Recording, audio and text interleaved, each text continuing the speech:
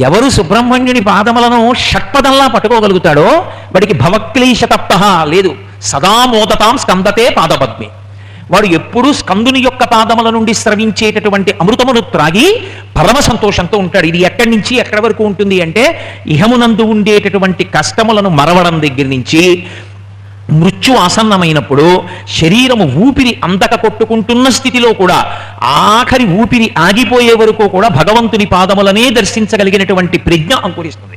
అలా అంకురిస్తే సుబ్రహ్మణ్యుడి విషయంలో ఒక విశేషం ఉంది. ఆయన వెలుతురు రూపంలో కనపడతాడు చిట్ట చివరి ఊపిరి యందు. అంత వెలుతురు కనపడింది అనుకోండి, ఒక్కసారి కన్ను ఆకర్షింపబడుతుంది.